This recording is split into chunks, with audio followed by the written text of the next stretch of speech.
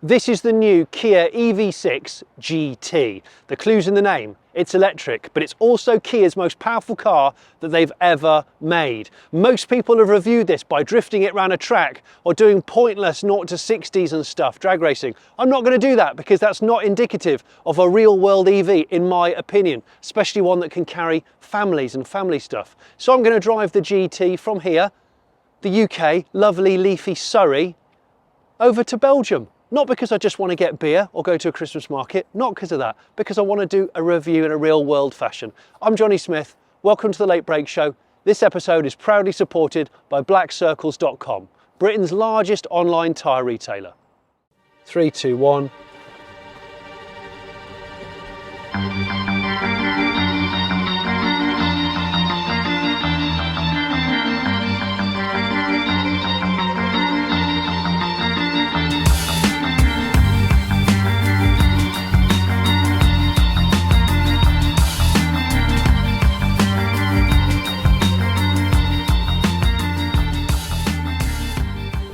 This journey is going to be a couple of 100 miles, which is convenient given that the range of the EV6 GT is 263 miles. So it's about 50 miles less than a dual motored EV6, which is about 321 horsepower.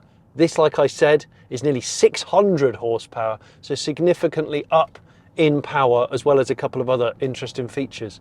But you can buy the EV6 as a single motor rear wheel drive car, and that is the highest range, 328 mile range. So if you want to go hypermiling and you just want sort of average performance with the most out of your battery, your 77 kilowatt hour battery, that's the one to get. So what is the GT? Well, I'll talk more about it as we head to the Channel Tunnel. But really it's Kia's interpretation of, I suppose, the Tesla Model Y performance or something like that. So it's a family car, 5-seater with a good sized boot, but it has supercar killing potential with 3.5 seconds to 62. It's quick. Now, I lived with the Kia EV6 GT line for several months and I really enjoyed it. So that was obviously the lower power car, but twin motor. And I think it's a very, very comfortable car. My kids enjoyed travelling in it because there's lots of space going on at the back there. There's a sort of floating centre console here. There's a lot to like, and the fit and finish of it is exceptional. The EV6 GT comes as standard on 21-inch wheels of a different design. I'll show you those in a minute, with bigger brakes. This is one of the loudest roads that you'll find around here. This is the glorious M25 that circumnavigates London. So if you're a foreigner, you don't live in the UK, it's the least interesting road in the world, or in Britain. It's loud. And I think with 21-inch wheels, it's possibly a little bit louder than before, but this is a harsh road. There's a little bit of vibration coming from down here, but I think it's my drinks bottle. Available in the Late Break Show merch shop. Whilst living with a EV6 long term, one of the fantastic benefits, apart from it being a 300 mile range car, is the fact that they're all 800 volt cars. I can tell within a couple of miles this is a firmer suspension setup than the non-GT EV6, but then again it has got adaptive suspension. I'll be playing with those further on in the journey. Mind you, the Tesla Model Y, which I did review and went on a road trip to Scotland in, I'll put a link for that above my head, as standard in the non-performance guys, that thing has very, very firm suspension. Oh, we're on a smoother part of the M25 now. This is what a road should sound like. I do think it's slightly louder than the non-GT EV6, but I might be wrong. I really enjoyed the living with the EV6 day to day. It's a thoroughly enjoyable car. This is 260 horsepower more, and it's about 100 kilos more, so the curb weight of this is 2.2 tons, nearest damn it, which is not a surprise given that a lot of EVs are quite heavy. The Taycan, of which this sort of competes with, it sits in terms of performance between the Turbo and the GTS Taycans. They're heavy, but they don't feel heavy until you take them on a track day, which I would never ever do. It's not the kind of car for it. There's a Taycan. That's the best colour too. I default to driving EVs as carefully as possible on an open road because it's hard work on a motorway for an EV. So I put it in eco mode. There's 4 drive modes on the EV6 GT. There's eco, normal, sport, and then you've got the GT button, which we'll hopefully play with a bit further down the line. But even on eco mode, it's nearly 300 horsepower car. So it's not a short of horsepower. I think sport mode is 480 something. So there's so much power here, but actually in an instance like this where I just want to cruise along and it's cold, it's 5 degrees today, cold, this is difficult weather for an electric car to get any efficiency. I'm getting about 2.7 miles per kilowatt hour, which is not great, but then again, this is a really high performance car. It's just for me, I'm used to seeing that being closer to 4 with a Kia or a Hyundai electric product. While I'm queuing up for my train which goes under the sea, the last road trip I went on in an EV was the Cupra Born, where I drove from Wales to Ireland to Scotland, back into England again, which was a lot of fun. If you haven't seen that, I'll put a link above my head.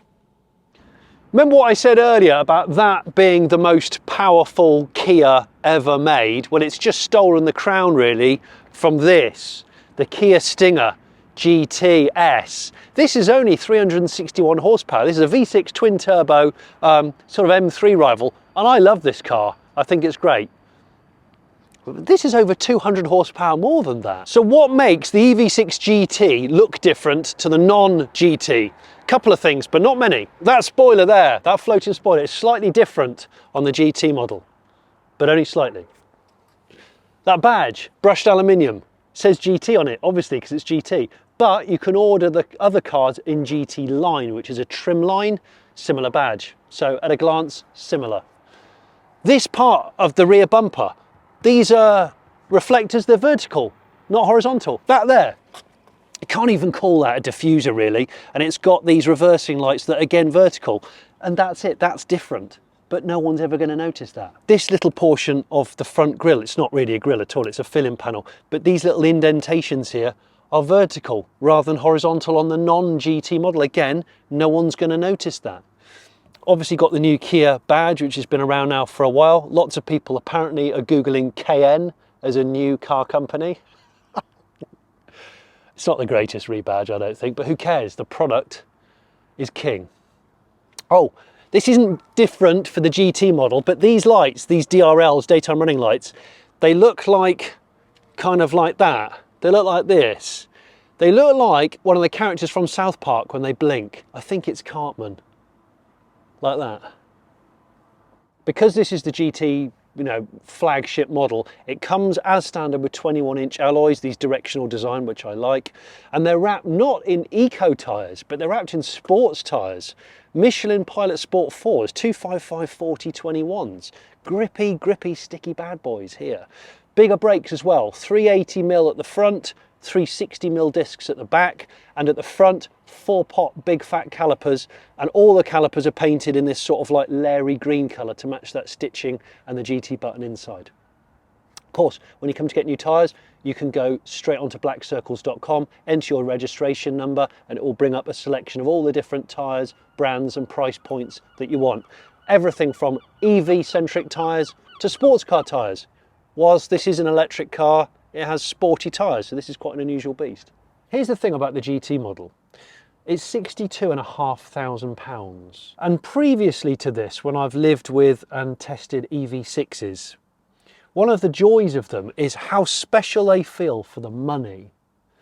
But now we're in a different situation because 62.5k is in sort of Porsche money and kind of more prestige badges. Is that going to mean I don't like it as much? And do I want the GT-ness that badly? Do I want all that power and those other pieces that much? That's the question here. By the way, while I'm pausing waiting for the train, there's actually a couple of rapid charging points that I've passed, but I don't need them yet.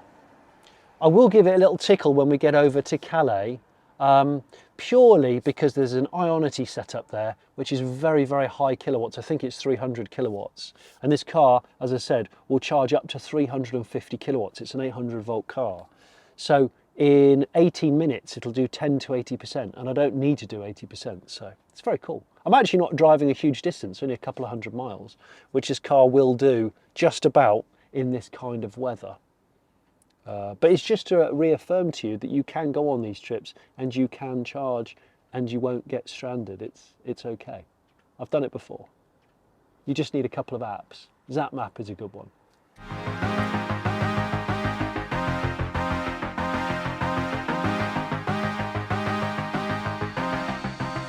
Okay, train time, channel train time. Time for a break. I've picked up some cake, which scarily seems to resemble Boris Johnson's face. Don't know if there's a little bit of a hidden Brexit message there, but anyway. Forgot to say, referring to the seats and the brakes in the GT, the Regen braking's been recalibrated. You can get up to 150 kilowatts on the Regen, which is a good chunk of energy, which is probably why the rear discs have got surface rust on them, because you don't use that much of the friction braking when you've got more aggressive Regen, which is here on the paddles on this car. The other thing is these GT seats, whilst very comfortable, you can't get them electrically adjustable. They're all manual levers to adjust, which I like because it's less to go wrong and it means it's lighter. But a lot of people might find that odd, that you're paying more money to get more analog stuff and less electric stuff. We've just arrived in France. One thing I wanted to remind you that you probably already know if you watch my channel is the EV6 is on an all-new dedicated electric platform called the E-GMP or E-GMP. The same platform that's shared with the Ioniq 5. If you haven't watched my Ioniq 5 review that I did a while ago now, I'll put a link above my head. It's one of my favourite electric cars ever, in actual fact. But the EV6 is probably a sharper, more focused driver's car than the Ioniq 5. They are brothers though. But they don't do an Ioniq 5 GT like Hellraiser muscle spec yet. Hello France, or as they say in France, Bonjour France. I bet they don't say that. I bet they don't. I never learnt French at school, always German. Don't know why. Right, charge time. Now these are probably the most rapid of rapid chargers. This is about 4 miles away from where we just came off the channel. Like I said before, you can charge this bad boy up to 350 kilowatts, which is as rapid as you're going to find. I think these are 350 or 300. If you're charging at 50 kilowatts, which is what most rapid chargers are, sort of 50 to 100, this will do 10 to 80% in 1 hour, 13 minutes. It'll do 18 minutes, 10 to 80% at 350 kilowatts. It's really quiet, actually. I'm interested to see how many kilowatts I get out of these. Should be getting about 300 or more. 60% charged, so I don't need to charge it like urgently, but I thought I'd give it a quick tickle. It's currently delivering 42 kilowatts, which is slow, but I didn't preheat the battery pack because I'm an idiot. I should have put the nav to this destination in, because then the car can start preheating the battery pack. Because it's such a cold day, I think what will happen is it will ramp this up as soon as it puts some warmth into the pack. But let's see if it actually does that. In the meantime, toilet and coffee. I've seen this on Rocky 2. When I'm charging my car, there's a lot of things I could do. Emails with work. I could chase a chicken. I've gone behind the Transformer building. There's 4 of them.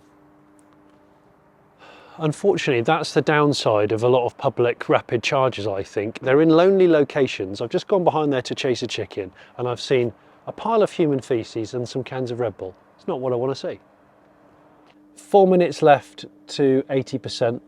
It's maxed out on this particular charging mission at 92 kilowatts, which is actually quite slow for one of these, and I have no idea why. But anyway, it's working. We'll be gone in 4 minutes. and that will give us 80%, which will take us about 150 mile range, maybe a bit more than 150 miles. And we're going to go into some curvy roads, hopefully in some B roads, and explore the GT power and adaptable suspension and maybe launch control. Yeah, and some green stitching. The green button awaits. The green button awaits.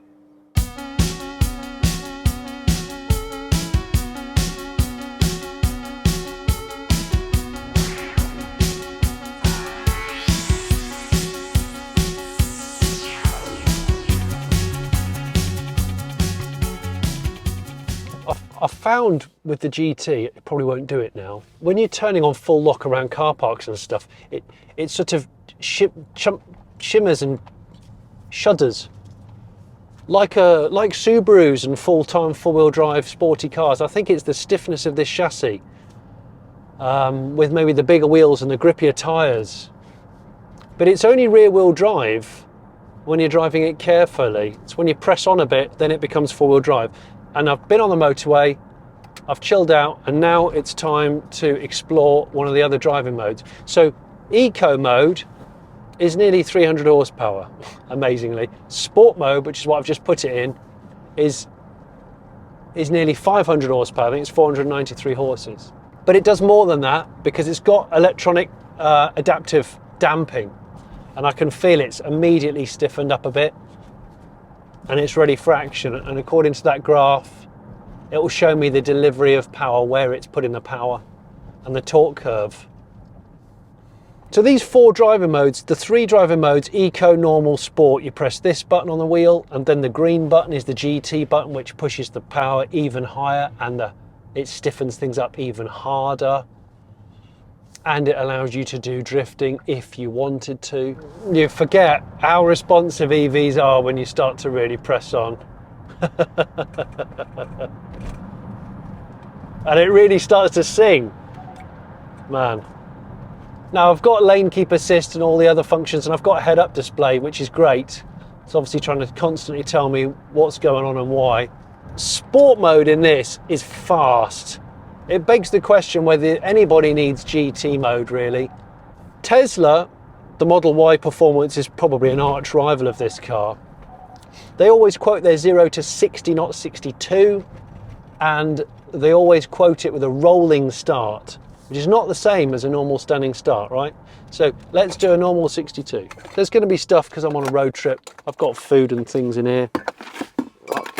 I'll stick them in there. Right, this is sport mode. 3, 2, 1.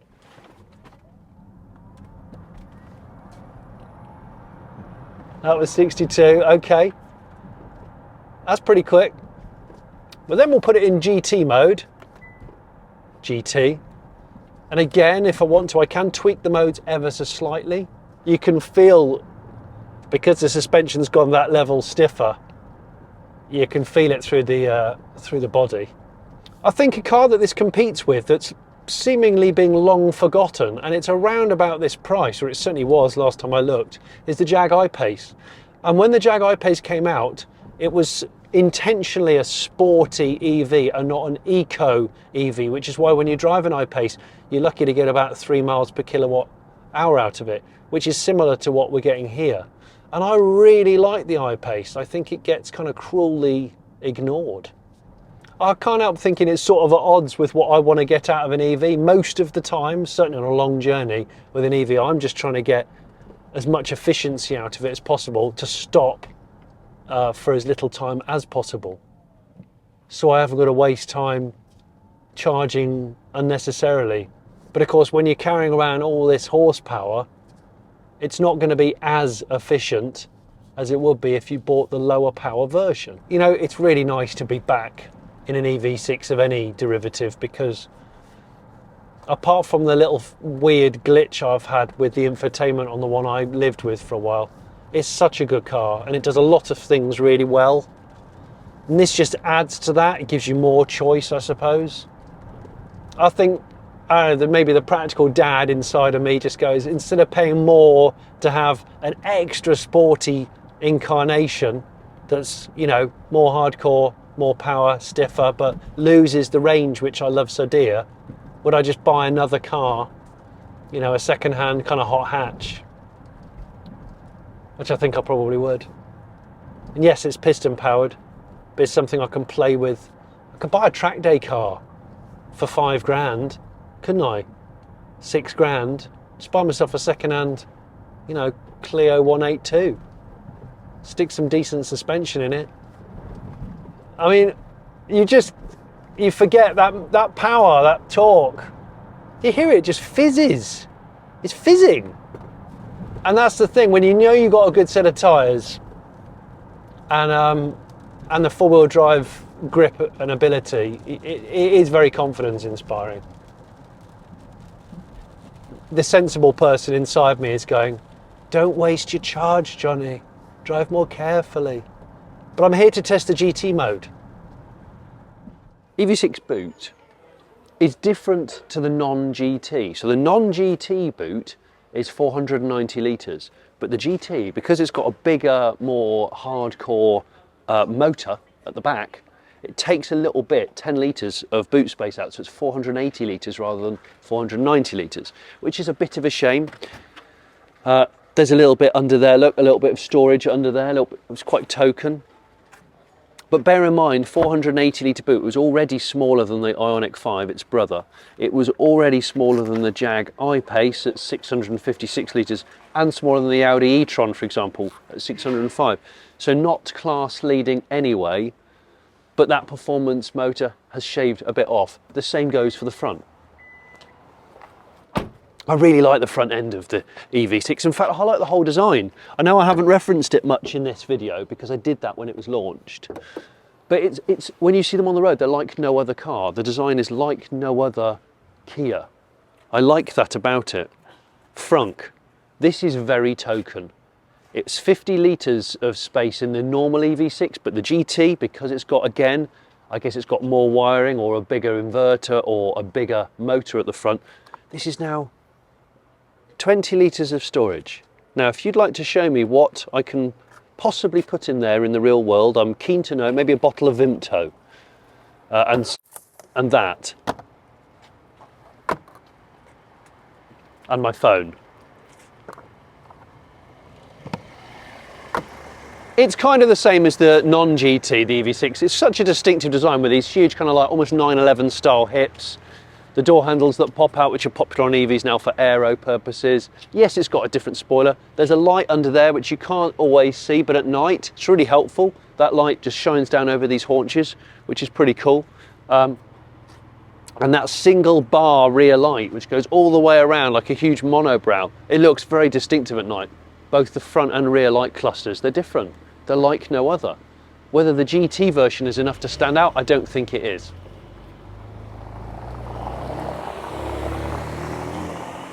That's nice.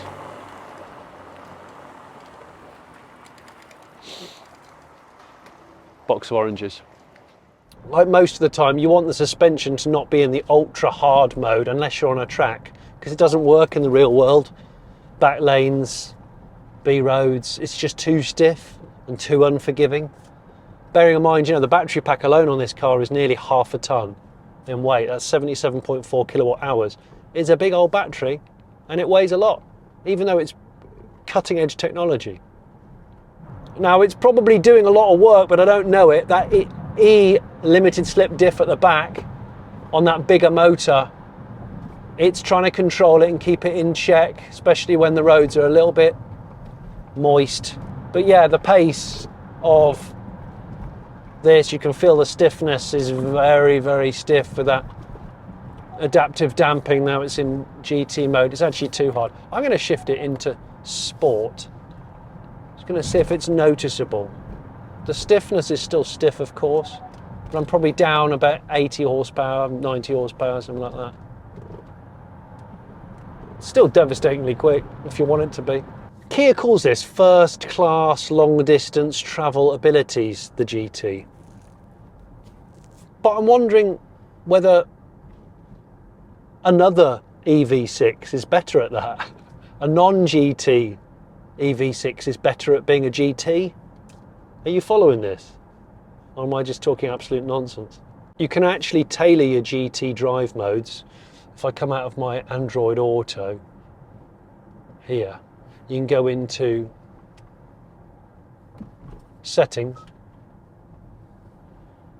and then in settings you've got vehicle, and then in that you go into drive mode, and then in that you go to my drive mode, and then look, you can change the motor settings, Eco, Normal, Sport, Sport Plus, and do the same with steering, do the same with suspension. So if I put the Sport Plus, I mean, yeah, best for fast road feel. I mean, it's so stiff. It's like AMG Plus in Mercedes is just too much. Okay, GT mode, 0 to 60, 2, 5, 4, 3, 2, 1. Oh, it's a bit wet. Oh, she's scrabbling a little bit on the front end. Right, corners, corners, corners, corners. You've got this E-diff that quietly works away and obviously tries to keep the back end in grip mode. The big motor's at the back, as you'd expect, with more power. I'll put the two different powers of the motors on screen. But even in sport mode, you've got the best part of 500 horsepower, let alone GT mode. That's just telling me to keep in my lane, but the car is the width of the lane, so in these Belgian French border back roads that I'm trying to explore before the sun disappears, and I have to go to a Christmas market and I have to explore some beer cellars.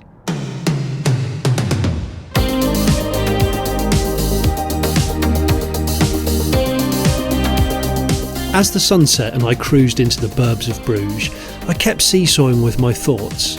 On the one hand, the GT has been heavily reworked to possess Taycan bothering performance, stamina and suspension settings, but with that golden 7-year Kia warranty, which are all added to an incredible roster of as-standard kit like vehicle-to-device powering, sustainable cabin textiles and more safety systems than I'm prepared to tell you here. So why is my brain seesawing? Well, call me greedy, but to me the GT name suggests range as well as all that power, and I'd like to still see a 300-mile range like its lesser powered siblings. Remember, the all-wheel drive dual motor version does 315 miles on a charge and costs over 12 grand less. What we do know is that Kia and Hyundai produce consistently really good quality electric cars. The thing about the EV6 is it's always been a really good quality, special feeling, long range, excellent value electric car. But the GT model turns it all up a notch, doesn't it? It's a little bit more hardcore, a little bit more power, a little bit more out there. And that sort of jars with me a little bit because I've driven and enjoyed the lesser EV6 models so much, and I've got so used to a 300-mile real-world mileage with less power, but it's still not low power, it's still really high power. And for me, I think I would want a non-GT EV6 because the GT's biggest problem is the fact that its brothers and its sisters are so damn good. What do you think though? Let me know in the comments below. Hope you've enjoyed this episode of the ever so slightly Christmassy Late Break Show. If you haven't already become a subscriber, why not subscribe? Or you can support this channel via Patreon and get early access to videos like this and blogs from myself. This video is proudly supported by blackcircles.com. Cheers. Have yourself a merry little Christmas. Let your heart be light. From now on, our troubles will be out of sight.